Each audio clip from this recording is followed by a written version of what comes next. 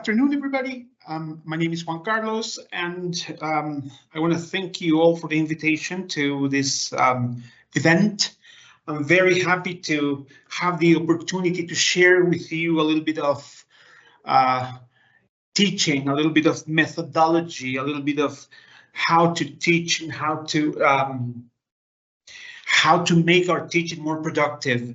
Today, we're going to be talking a little bit about the development of reading, listening, and writing skills in young learners. Well, this applies to young learners, this applies to teenagers, this applies to adults. I think it's going to be an interesting session. When we teach, I would like to ask what we teach. If you can ask yourselves, what do we teach? First, we teach skills, listening, speaking, writing, reading.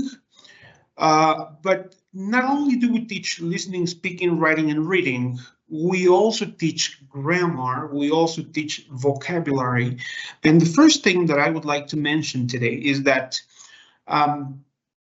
we teach skills, which are the listening, speaking, writing, and reading. And then grammar and vocabulary, they are known as systems. So we teach skills and we teach systems.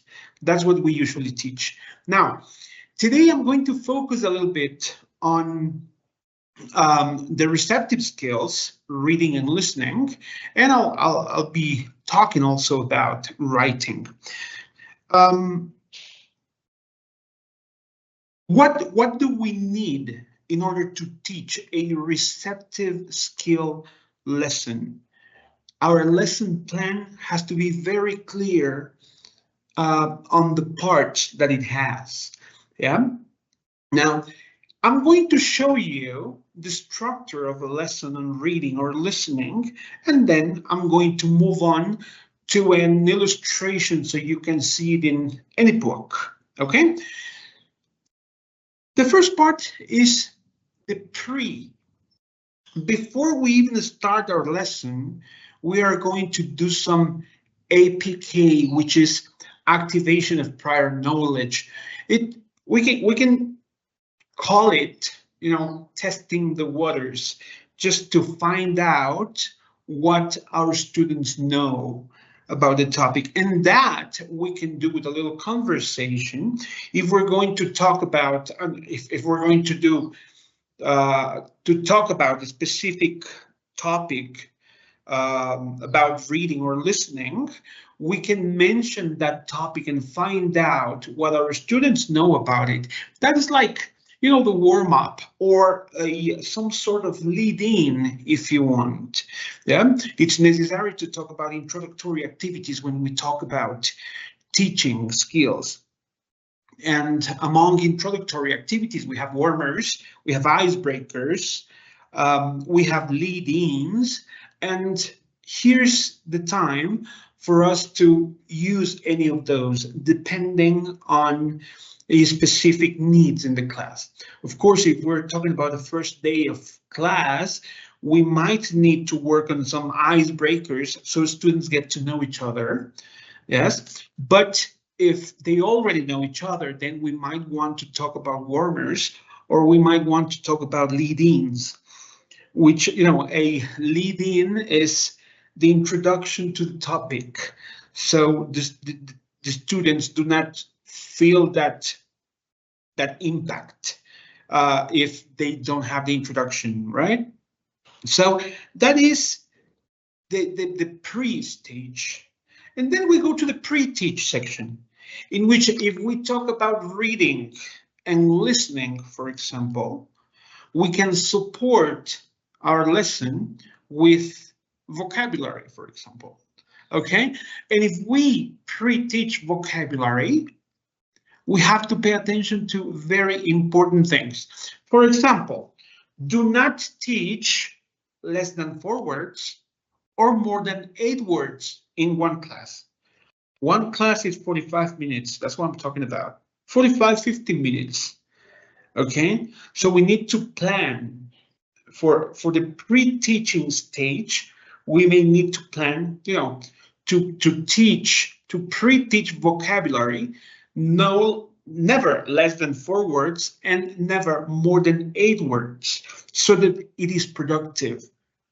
Because vocabulary teaching does not mean that we're going to have students just repeat words and that's it.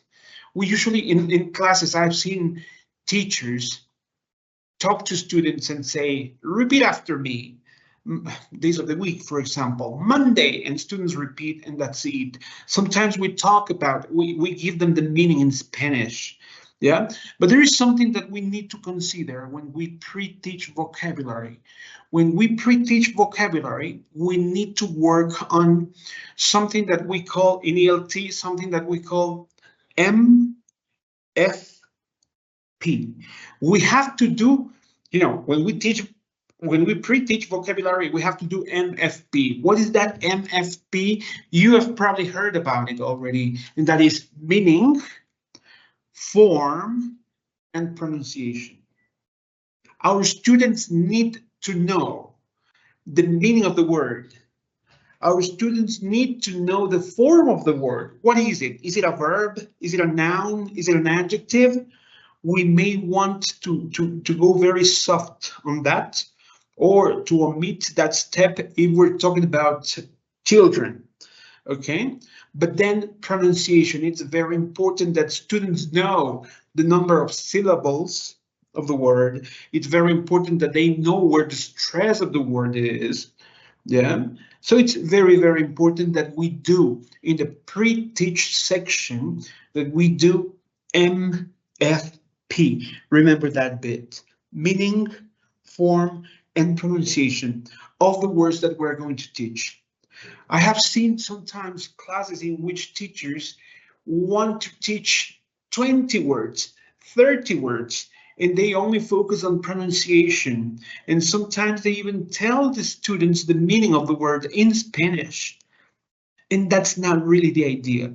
If we do MFP, then we're talking about between 4 and 8 words, so it is productive. So students really understand what a lesson is about, and that they get familiar with the rest of the listening, the audio they're going to listen to, or the reading they're about to read, the article they're about to read. Yeah, that's the purpose, that they get familiar with what's coming. You see? So that's how we combine skills and systems when we're teaching. Then there's another stage that's very important, and that's while we teach. Now is when students are going to either listen to an audio, listen to the audio, or actually read some article. Okay, they haven't done it so far. This is a lesson on reading, or this is a lesson on listening. But up to this stage, I mean the first, 12, 15 minutes of the class, the lesson, they haven't done anything with the text or with the audio yet. They have been preparing for it. And that stage is very important. Okay, that is the most important thing, because I have seen in classes, there's many cases in which teachers just say, today I'm going to do a writing lesson. And the writing lesson consists of write 100 words about your last vacation.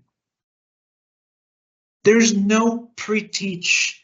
There's nothing before, there's nothing previously.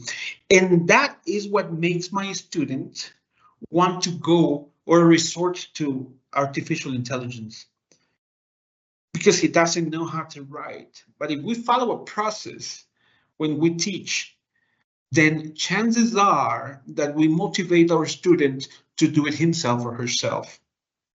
Back to reading and listening.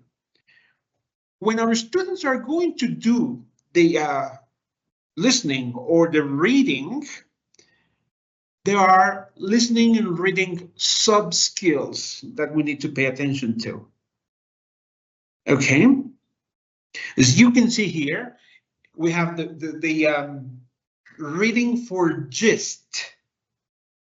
We have reading or listening for gist, no, both. We have reading, listening for gist. Let me go back. We can read or listen for gist, then we can read or listen for detail.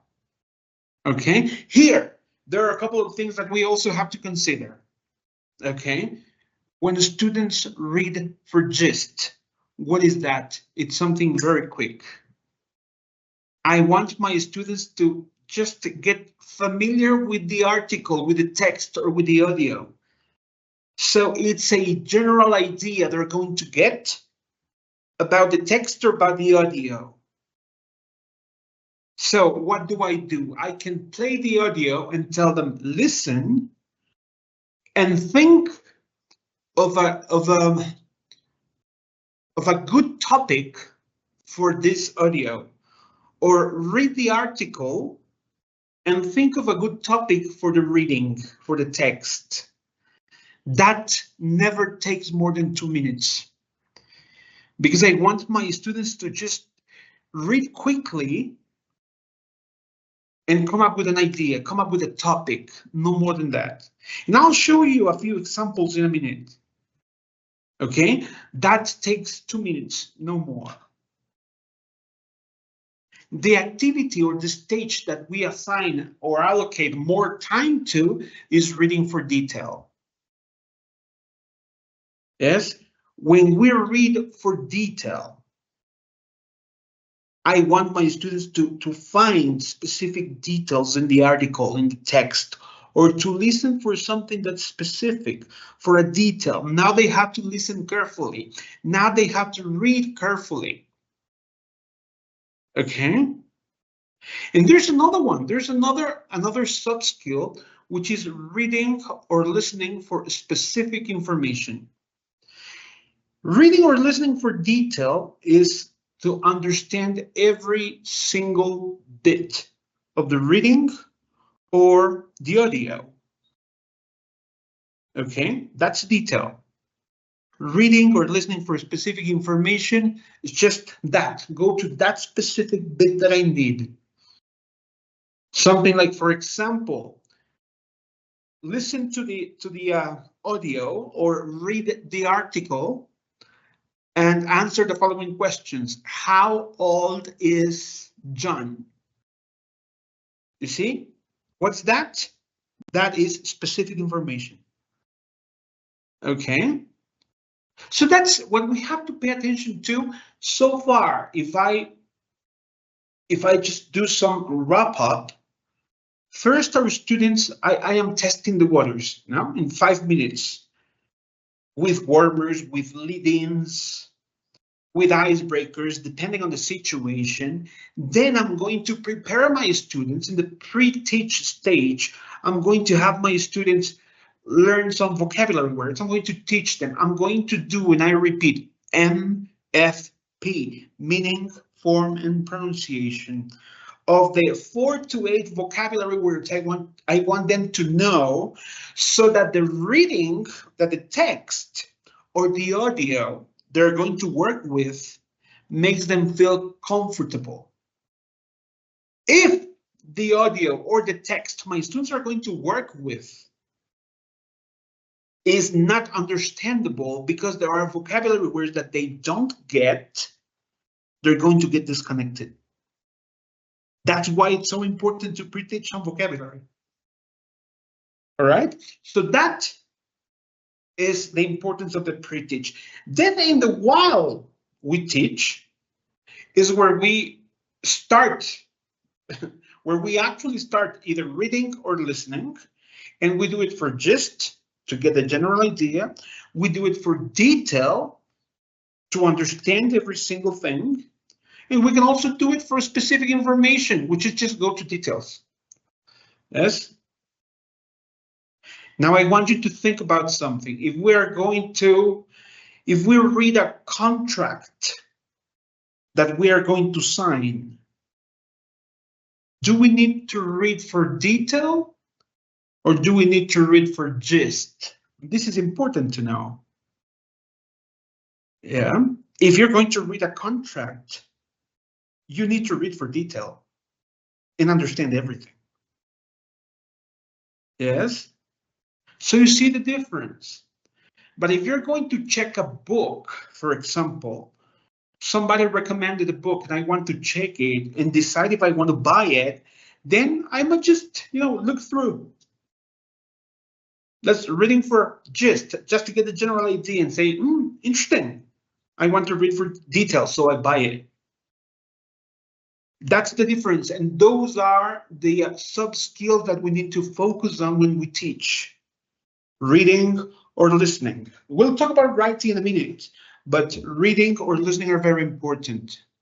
And then the last part, which is the post teach, that's when we give students the opportunity to give us a personal response, to relate what they have listened to or what they have read, to relate it to their own lives. Okay, that's a complete lesson. Now, if I had to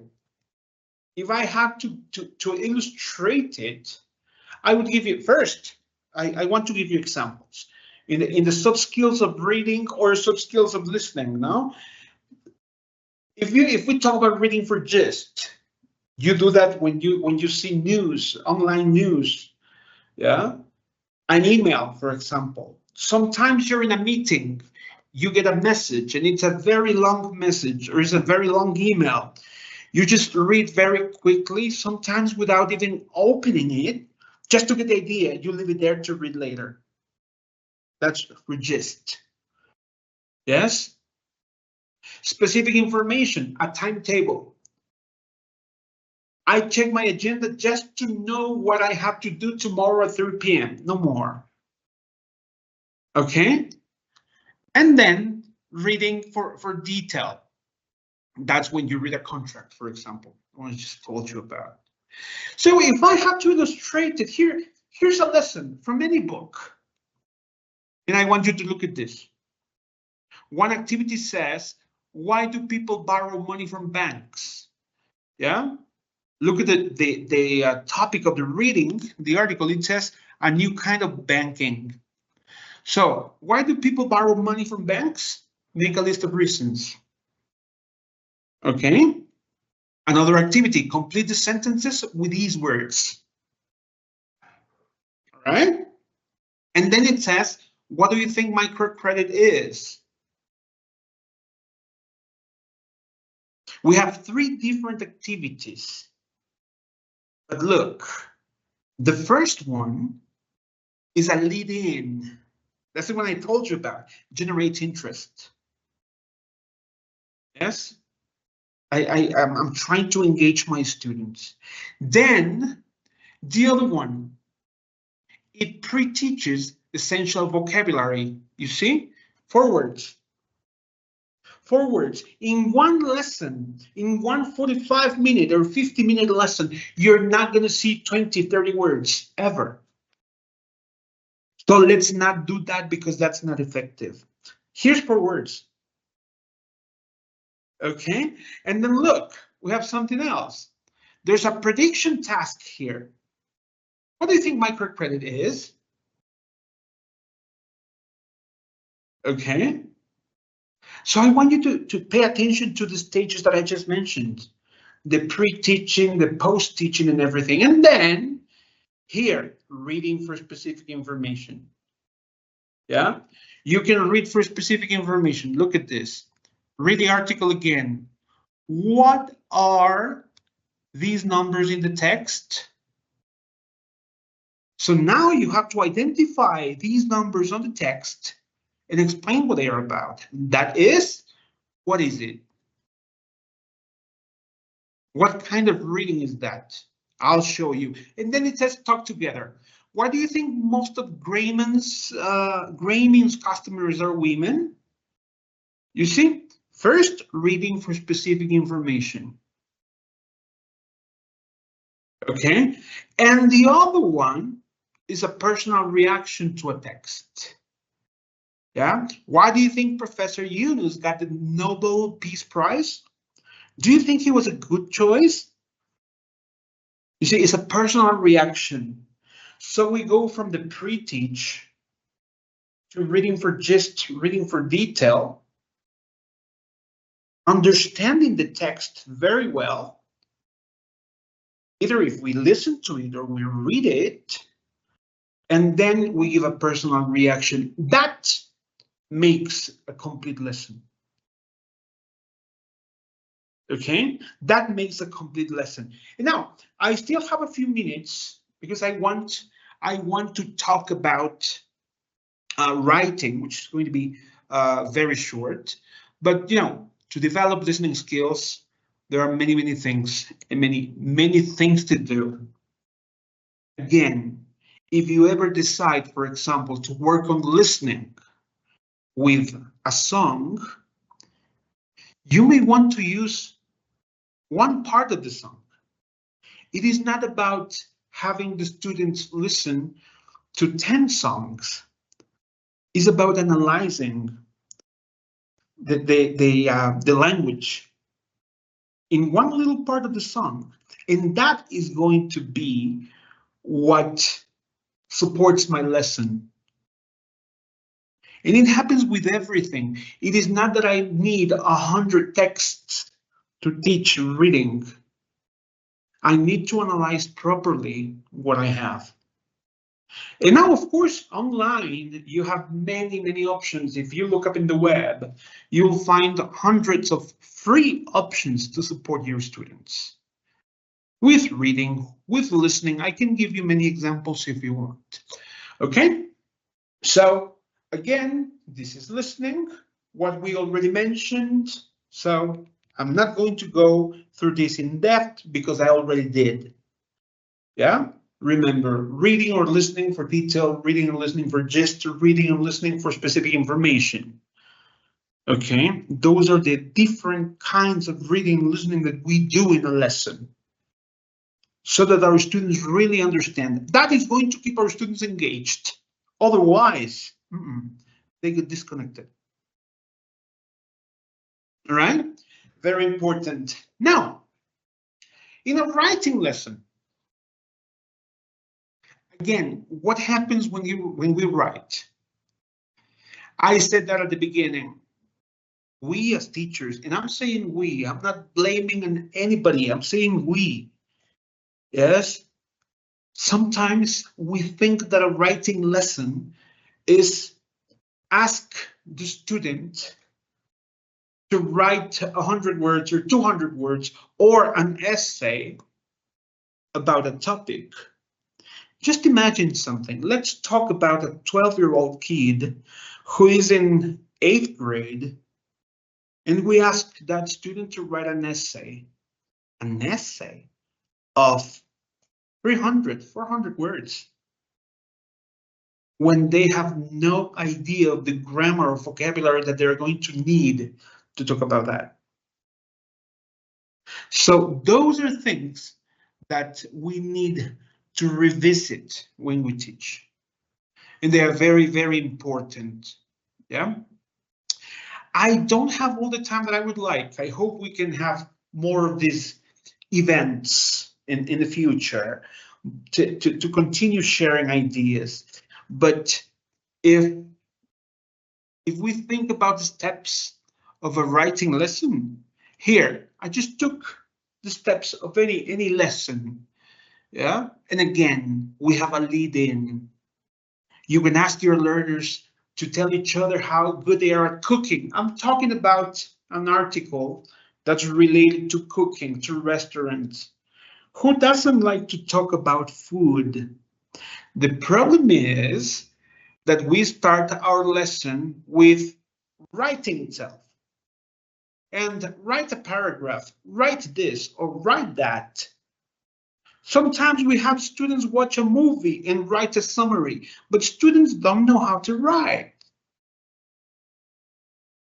So we need to be aware of the fact that a writing lesson starts with speaking. It can start with listening.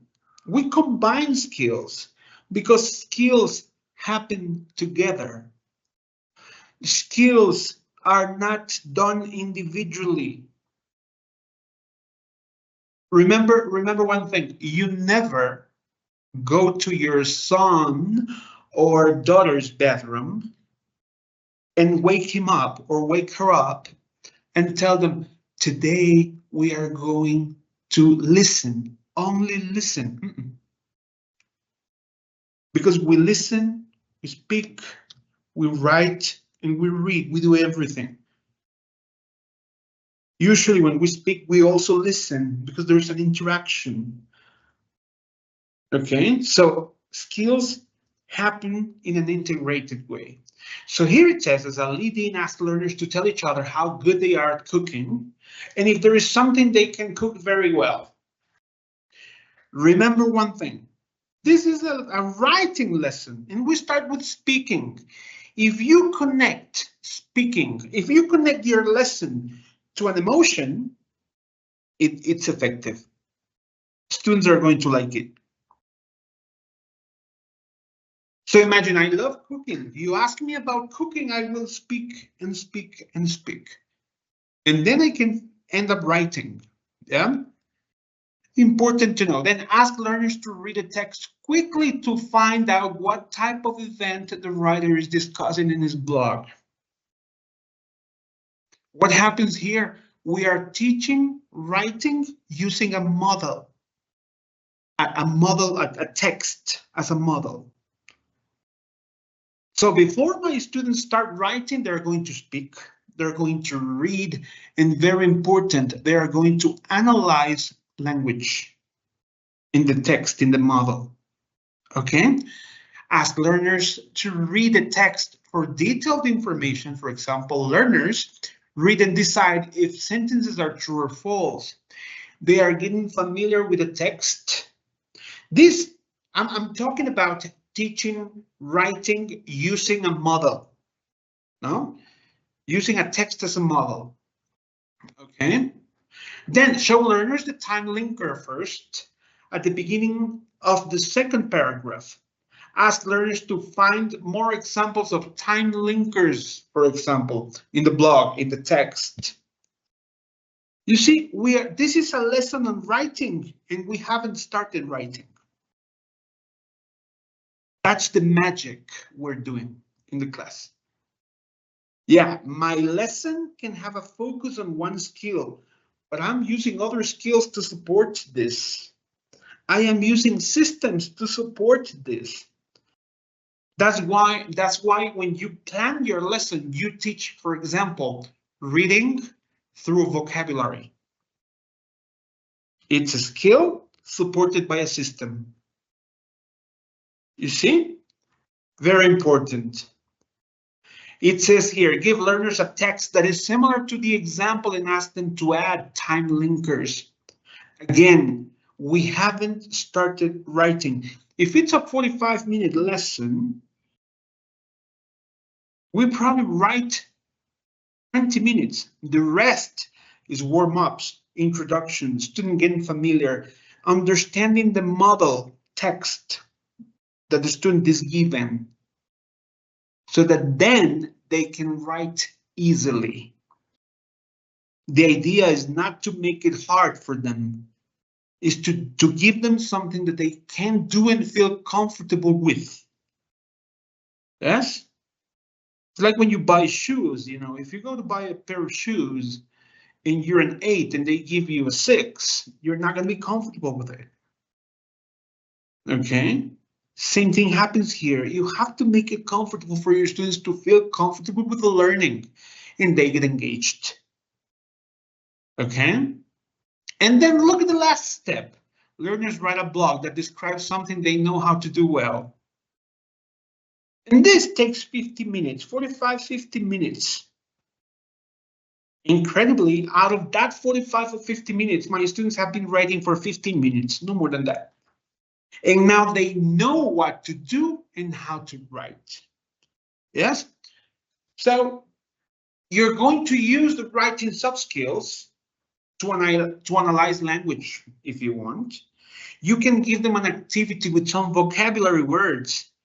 and give them only the first and the last letter of a word, and they have to fix the rest so they come up with a correct word. You can have them use linkers. You can have them analyze and tell you if they're using formal language or informal language. So there is a lot to do before they write. The biggest mistake is when we tell our students, read and answer questions, the first thing in the class. Listen and choose the correct option as the first thing in the class. Write a paragraph about your hobbies, first thing in class, without any previous activity to engage my student and to make him or her feel comfortable. So teaching is an art, in my opinion, and we are the artists. So we have to manage teaching in a correct way, okay? So that's all. Wish I had more time, but it's a bit limited. So thank you very much. I hope you picked up something that's important for you and that's useful. Thank you.